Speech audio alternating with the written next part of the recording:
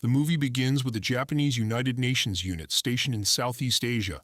In the year 1999, comes under heavy fire from hostile forces during maneuvers in the jungle. The Japanese forces, led by Tsuge Yukihito, are outfitted with state-of-the-art battle tanks and giant manned robots, and are thus more than a match for the hostile tanks. Tsuge's request to Central Command for permission to engage the enemy is denied, however, and he is ordered to take evasive action and wait for the arrival of another unit. The delay turns out to be deadly, and the Japanese laborers are decimated by enemy fire. Tsuge at last returns fire and succeeds in destroying an enemy tank before his labor is hit by a rocket. The battle is over quickly, and the image shifts to somber rain falling on a burned-out laborer lying in a pool of water. In 2002, 3 years after the events, Noa Izumi and Asuma Shinohara were testing new labor at a facility run by the Metropolitan Police.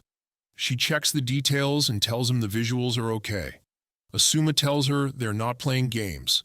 The auto-balance function was normal. Asuma was happy as the simulation was completed. Noa and Asuma were on the way home on a bicycle when Asuma mentioned that it's been 3 months since they were sent to the procurement unit. They talk about the system they are working on. The new system is ideal for controlling labor while working in water, space, and underground. Asuma explains to Noa the details of the new machine by giving examples of bikes. When bikes were newly invented, people went to school to learn how to ride a bicycle. People take time to learn and adopt everything. Asuma takes her to a special place where they see a labor robot. The two are upset, remembering that it's been a year since they stopped using labor robots, and now they are only used to collect data. Noa sees the bird sitting near the robot, and she has blue eyes. It seems like the bird is emitting blue light from his eyes. Asuma then reminds her to go to the cafe, as it will get busy if they spend more time there. Sakabe Nishibori was sitting inside the robot machine to test the target but failed to make a single hit and got scolded by the senior Isao Ota. Isao Ota is a police academy labor instructor. Isa sends another man. Isa Otao is asked a question about using labor in manual mode. He enters the labor and in the first shot, he hits the target and breaks it. Mikiyasu Shinshi has since been reassigned as the Tokyo Metropolitan Police's head of general affairs. Seitaro Sakaki has retired with Shigeo Shiba taking over his position as head of the labor maintenance team, and Hiromi Yamazaki, Kiichi Goto, and Shinobu Nagumo remaining with the unit as Kanuka Clancy has permanently returned to New York. Most of them had been replaced by fresh labor pilots. The commander Goto was informed by his colleague that they had called for another situation, but their shift was over, and they wanted to go. Meanwhile, Shinobu Nagumo gives a speech about the acceleration in the creation of labor and how it's used in other police departments. After the speech, she meets Goda and Hiromi in the lift, where they invite her to a party at night, but she refuses to join as she has other work to do. They ask her about Tsuge, who went missing after a UN peacekeeping mission. She informs them that he wrote a letter to her after returning to Japan, but she does not know about him. Naguma calls Shige, informing him about the meeting. She asks her about Gota, as he does not have a cell phone. She was waiting on the signal when she found a labor robot on the road and made a call to ask about the bridge that was closed by them. This increased the traffic. The officer informs her about the information they received about the car with a bomb on the bridge. This is the reason for closing the bridge. Suspicious events begin to materialize after the Yokohama Bay Bridge is destroyed by a missile. Everyone gets worried and begins running. Naguma was there and she saw a missile coming down. The military does not have any information yet, and they have started an investigation. The traffic was suspended. They related it to the terrorist attacks and tried to find out who informed them about the blast. The leaders and the army head came live on TV to relax people who were filled with anger. 6 hours have passed, but still, there is no information about the attack. Several hours later, the footage was made public of a US F-16 seen in the sky during the attack. The Japan Air Self-Defense Force unit was made responsible for the attack. They have bought F-16S from the US. JASDF rejects its involvement in the attack. The cabinet created a committee to further investigate the issue. Mr. Arkawa from JSDF arrives to meet Naguma and Gota. He shows the tape of the airplane released by the media and another tape that was recorded by their department. The two tapes show different planes. He tries to make Naguma and Gota believe that a fake video is shown to create insurgency in the country, and that someone from the department is in contact with terrorists. He takes them on a drive and explains that according to his information, the US F-16 went missing from his base and has not returned to the base yet. So it might be possible that someone used the plane for its intended purpose, and the US or JASDF just became victims of it. He wants them to join hands for a deep investigation. Arakawa shows him a picture of Yukihito Tsuge, who disappeared after returning from his UN mission, and is suspected to be operating a pro-nationalist terrorist group, is most likely orchestrating the whole crisis.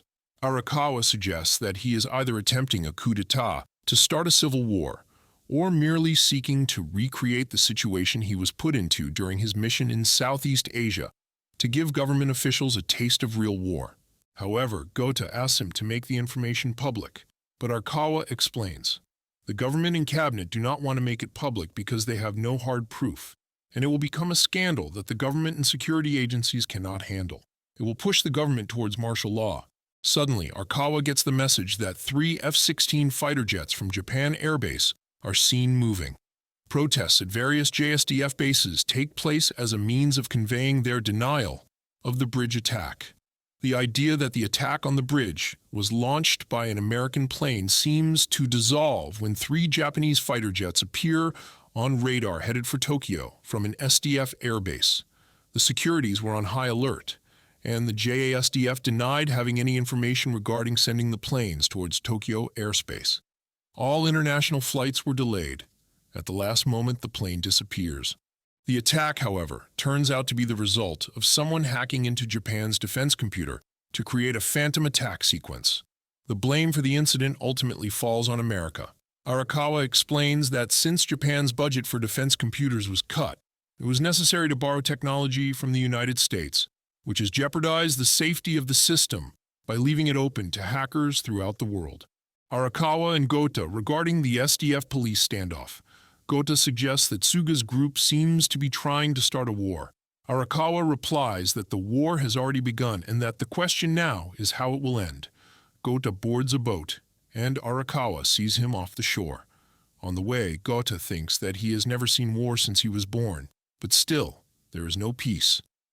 He thinks about Americans, who came with their occupation policy. And then there was the Cold War, and wars by proxy under the nuclear deterrent. However, in most of the world, there are civil wars. There are also ethnic clashes and armed disputes. He believes that they are living in a blood-stained economic prosperity that is composed of and supported by numerous wars of this kind. Gota talks with Naguma about the attack and the suspect.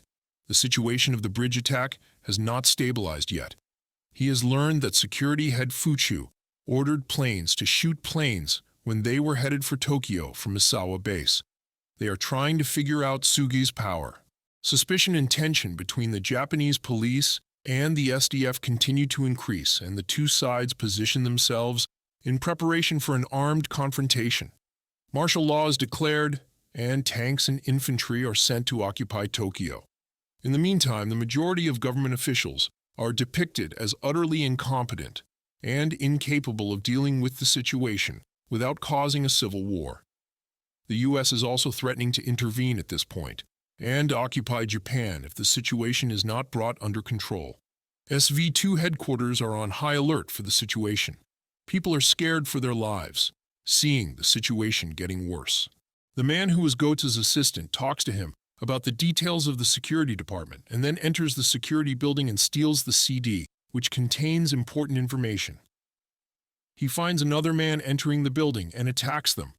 Nabua receives a call and gets information about the sage's hideout on the island, where they have to attack to get him. She gets upset because she knows him, as they studied at the same school and had good relations in the past. He tells her her location and shows her her gun. She takes the boat to the exact location. She gets upset when she sees Tsuge from far away. She was about to arrive when her boat hit, and Tsuge's boat moved away. She doesn't understand the situation and takes out the gun, but she sees Arakawa there. She asks him how he got information about Tsuge, and Arakawa replies that the police get secret calls revealing enemy information. Meanwhile, She saw that Goto was also there. He tells her the team uses an old stretch of the Ginza line to approach an artificial island named Suga, who was using this as his hideout. Everyone gets worried when they see helicopters moving in the sky. They don't know what the situation is. Meanwhile, the Security Bureau has called an emergency meeting where they discuss matters of security with different units to deal with the current situation. They have called Naguma and Gota to answer for deploying security. The head of security was angry at them for deploying security without asking him. Naguma gets angry and blames the security defense forces responsible for the current situation, who have taken advantage. The security head gets angry at her. Gota's phone rings and he leaves the room without listening to the senior. He gets important information from him. Meanwhile, Nabuka tried to tell his seniors that it is important to take matters into their own hands to deal with the situation. But the seniors believe the matter has now moved to the political arena, and it is best if they do not push them to make the situation worse. Nabua continually argues with seniors, calling them weak and unable to fight for their country. The head of the security forces becomes angry and fires her. He asks Gota about his decision, and Gota joins Nabua. Meanwhile, the helicopter with special abilities is seen entering the labor robot facility and begins destroying the laborers. The other helicopter starts destroying the Bay Bridge. The security head gets the news of attacks. The public comes out when JGSDF-marked gunships attack several bridges in Tokyo Bay. They also destroy several buildings and communication devices established on buildings. The network system in all of Tokyo shuts down. It became difficult for security forces to assess the situation. The destruction of the whole city has begun. People are worried as blasts are killing them. Nabua and Gota, who were on the way to prison, as they were arrested, beat the two guards and escaped by car. They cannot get back to their department, but they have a loyal team whom they can trust. The networks are jammed. The autopiloted blimp was moving above the buildings and released deadly gas after Special Assault Team snipers shot down an autopiloted blimp that was responsible for jamming all electronics in the Greater Tokyo area. Gota meets Arakawa, who shows him a picture of the island where he believes enemy headquarters are and believes the blimp is controlled through that headquarters. Nabua and Gota, along with Arakawa and other members, make a plan to successfully attack Sugi's headquarters. Noah and Asuma also join the team, which leaves to attack headquarters through an underground tunnel. Gota and Arakawa also arrived at the tunnel, and Arawaka wonders why he never knew such places existed under Tokyo. Nabua is leading the SV2 second team. The team begins surrounding the headquarters of Tsuge, where they find US-developed robots and machine guns.